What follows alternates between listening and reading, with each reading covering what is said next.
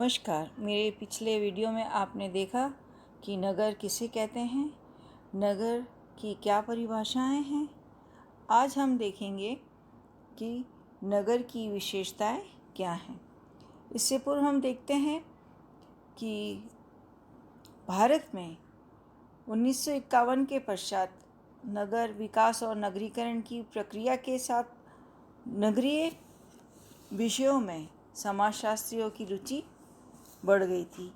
वे न केवल नगरीय संगठन में परिवर्तन का विश्लेषण करते थे, बल्कि नगरीय समुदाय में स्तरीकरण और गतिशीलता का भी अध्ययन कर नवोदित नगरीय समस्याओं का परीक्षण करते थे।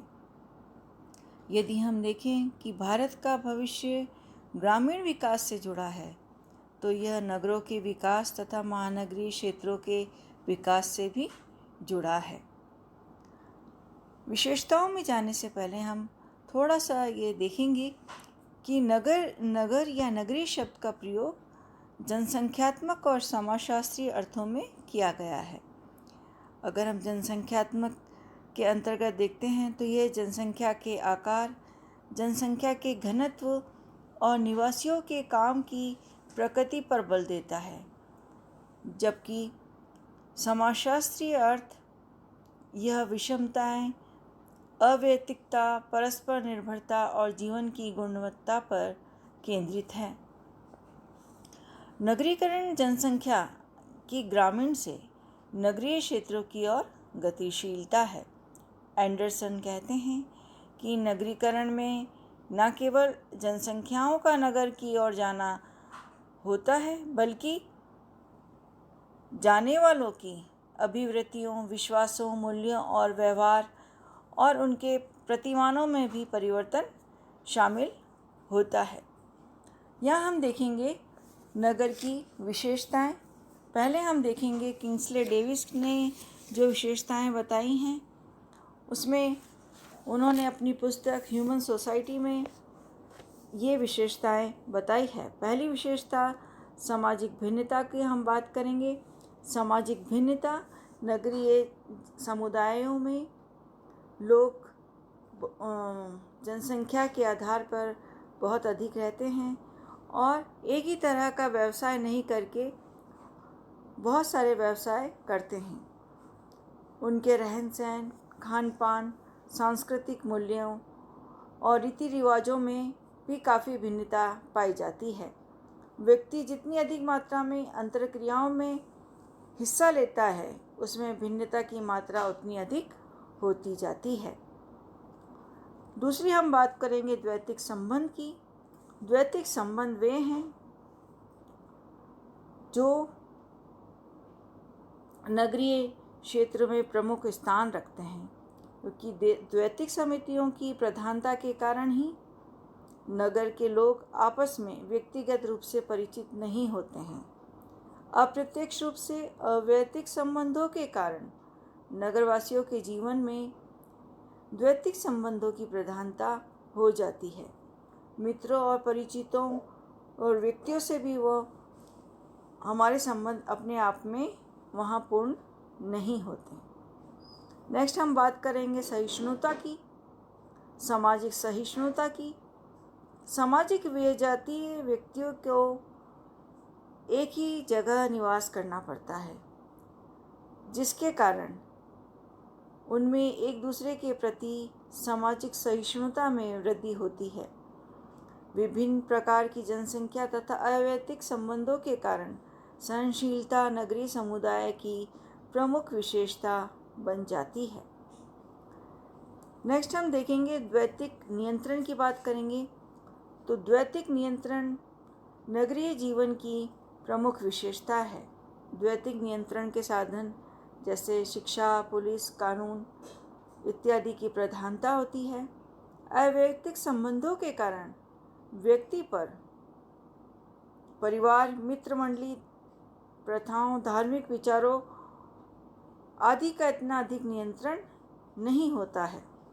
डेविस कहते हैं कि नगर वह स्थान है जहाँ वैधानिक नियंत्रण दिन प्रतिदिन प्रमुख होता जा रहा है और जहाँ लोकाचारों और जनरीतियों की व्यक्तियों के व्यवहार को नियमित करने की महत्ता कम होती जा रही है।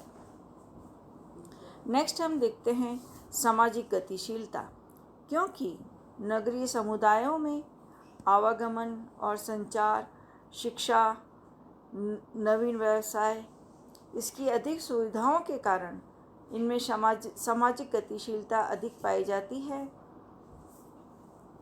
नगरों का विस्तृत श्रम विभाजन और प्रतियोगी भावना तथा अव्यक्तता के कारण यहाँ अर्जित गुणों को अधिक महत्व दिया जाता है। अर्जित गुणों के महत्व में वृद्धि होती है। प्रदत्त गुणों के महत्व में कमी के कारण नगरीय व्यक्ति अपने जीवन काल में ही पद को उच्च तथा निम्न कर सकता है। कार्यकुशलता में वृद्धि और नवीनता के आधार पर नगरीय व्यक्तियों में गतिशीलता अधिक पाई जाती है। नेक्स्ट हम देखेंगे ऐच्छिक संघ। ऐच्छिक संघ जिसे हम ग्रामीण समुदायों में भी देख सकते हैं।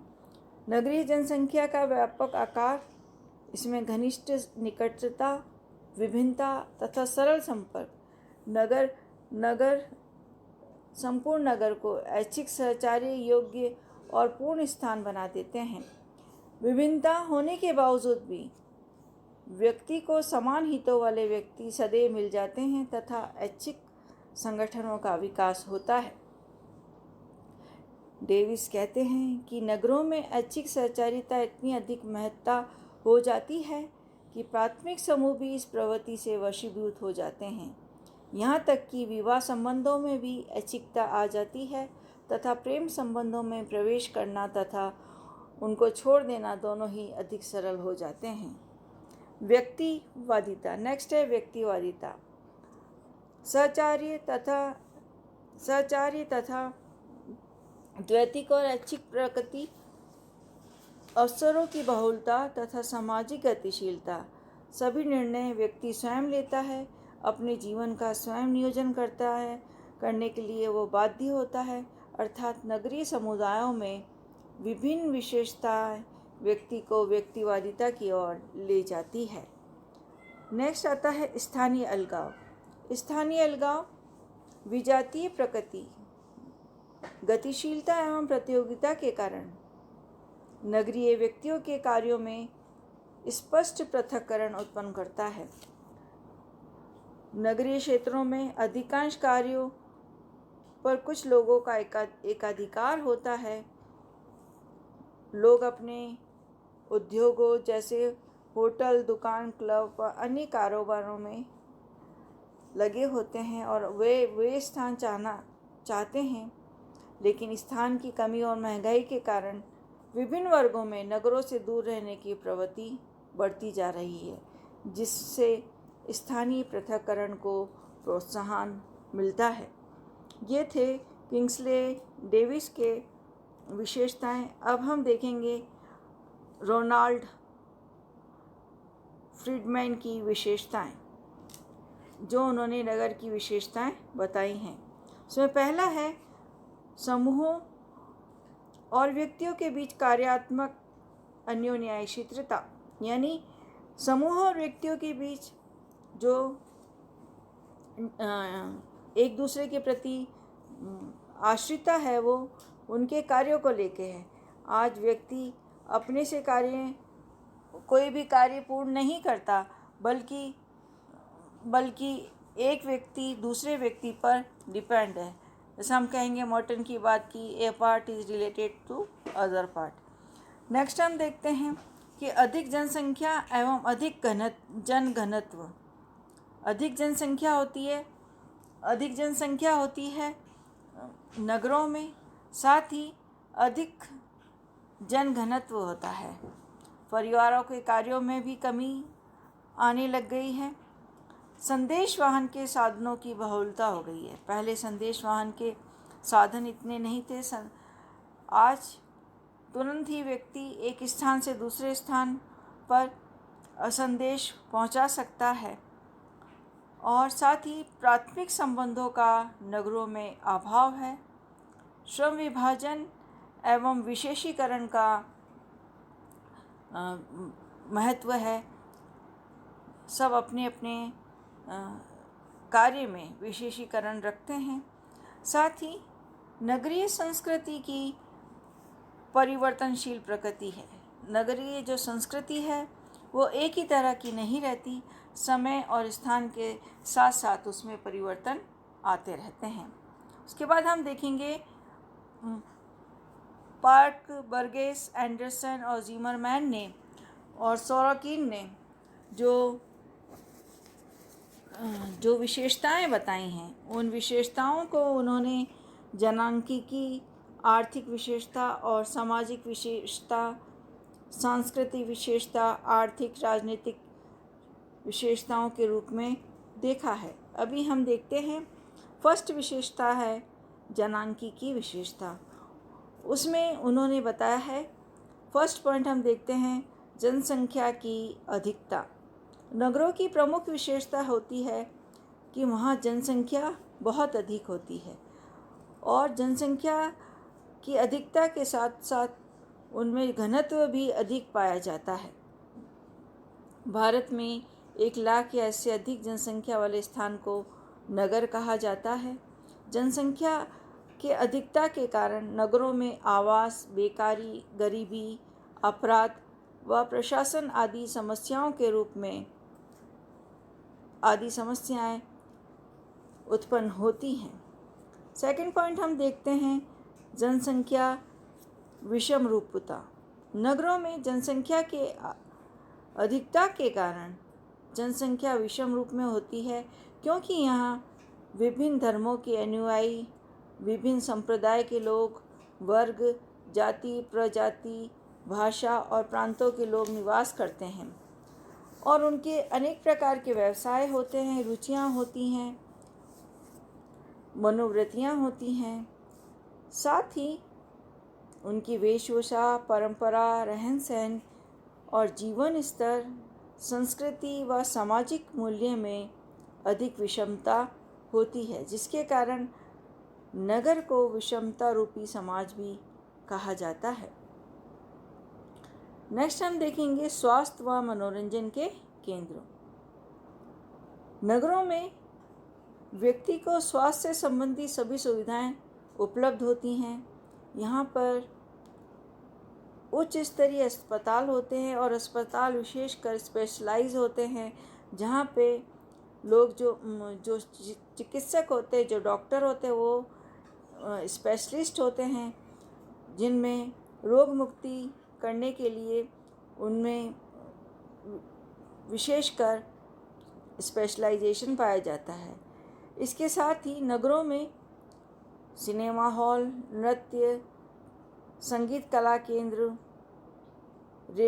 टेलीविज़न, नाट्यशालाएं आदि के मनोरंजन साधन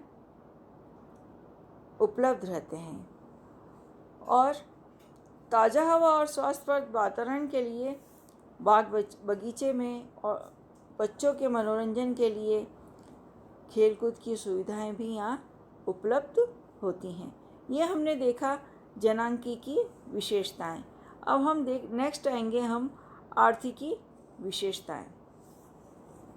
आर्थिकी विशेषताओं में हम पहली विशेषता देखते हैं आर्थिक विसामान्यता। नगरों में हम देखेंगे कि विभिन्न आर्थिक वर्गों के लोग रहते हैं। एक और जहाँ साधन संपन्न पूंजीपति लोग रहते हैं, वहीं गरीब मजदूर लोग भी रहते हैं और इसके बीच ही मध्यम वर्ग के लोग भी विषम परिस्थितियों में होते हुए भी अपना जीवन व्यतीत करते हैं। कहीं साधन सुविधाओं की अधिकता है तो कहीं आवश्यकताएं जुटाने में भी कष्ट होता है। इन सब के कारण नगरों में हमेशा संघर्षमय जीवन रहता है। नेक्स्ट हम देखेंगे आर्थिक गतिविधियों के केंद्र। नगरों में अनेक प्रकार के व्यवसाय पाए जाते हैं। यहाँ सभी प्रकार की आर्थिक गतिविधियाँ विभिन्न उत्पादन जैसे लकड़ी, कोयला, कागज़, कपड़ा, चमड़ा, ऊन, प्लास्टिक, प्रसाधन सामग्रियाँ, दवाएं, विविध मशीनें आदि हम देख सकते हैं। यहाँ पर व्यवसायों की बहुत अधिक बहुलता होती है। साथ ही यह आर्थिक क्रियाओं का केंद्र कहा जाता है। इसके बाद हम देखते हैं श्रम विभाजन एवं विशेषीकरण। चूँकि नगर अनेक आर्थिक केंद्रों का केंद्र होता है, आर्थिक क्रियाओं का केंद्र होता है, इसलिए यहाँ विशेषीकरण भी अधिक होता है। यहाँ व्यक्ति विविध व्यवसायों में लगे रहते हैं। साथ ही वे कार्य विशेष के विशेषज्ञ भी होते हैं। श्रम विभाजन व विशेषीकरण पारस्परिक निर्भरता को जन्म देता है और प्रत्येक को अपना कार्य एक दूसरे के सहयोग के द्वारा करना पड़ता है। जहाँ नगरों में व्यवसाय अधिक हैं, वहीं श्रम विभाजन भी व्यक्ति को अपनी योग्यता के अनुसार मिलता है। अगली विशेषता हम देखते हैं सामाजिक विशेषताएं। सामाजिक विशेषताओं का पहला पॉइंट हम देखेंगे कि द्वैतिक संबंधों की प्रधानता।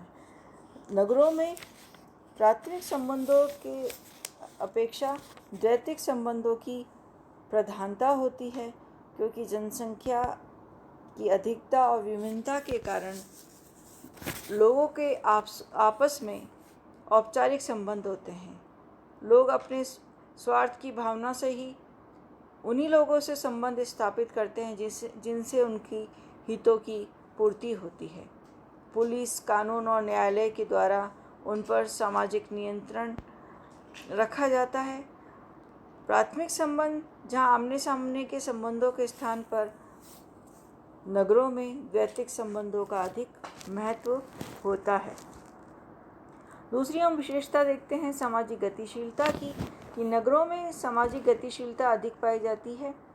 अगर व्यक्ति को अपनी प्रगति करनी है तो वो एक स्थान से दूसरे स्थान पर चले जाता है। उसे अपने स्थान के प्रति कोई लगाव नहीं होता, इसलिए स्थानीय गतिशीलता के साथ साथ सामाजिक गतिशीलता भी यहाँ अधिक होती है। व्यक्ति अपनी योग्यता और कुशलता और क्षमता के अनुसार अपनी सामाजिक स्थिति को सुदृढ़ करने का प्रयास करता है। इसके लिए गतिशीलता की आवश्यकता होती है। व्यक्ति अपनी प्रगति के लिए जीवन में जोखिम उठाने को भी तैयार रहता है। वो एक पद त्याग करके दूसरा पद ग्रहण करना यहाँ की एक बहुत बड़ी विशेषता है। फिर नेक्स्ट हम देखते हैं हित प्रधान सहनशीलता। नगरों के लोगों में सहनशीलता का गुण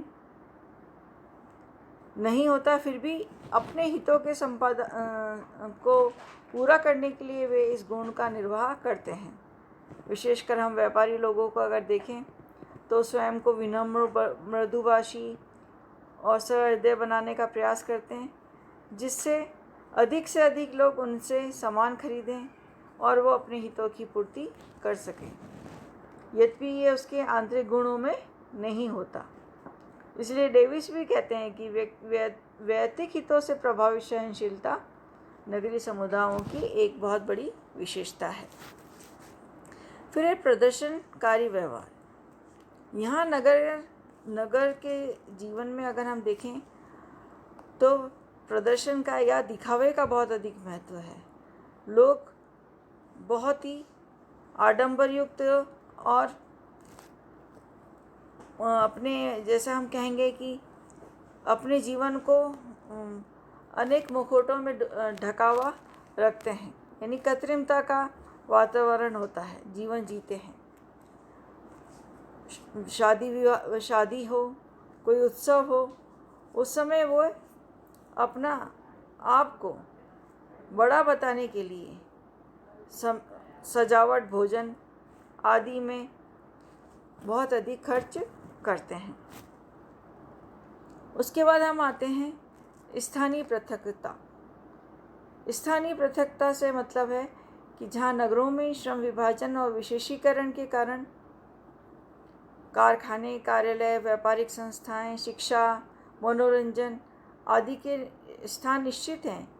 इसी के आधार पर ये निश्चित किया जाता है कि किन क्षेत्रों में कौन से वर्ग के लोग निवास करते हैं। इसके लिए अलग अलग क्षेत्र विकसित हो जाते हैं। महानगरों में तो ऐसा करना भी अत्यावश्यक भी है, क्योंकि व्यक्ति को कार्य के लिए अधिक दूर नहीं जाना पड़े। आज के वीडियो में मैं इन 3 विशेषताओं को बताते हुए अगले वीडियो में आगे की विशेषताएं बताऊंगी। धन्यवाद।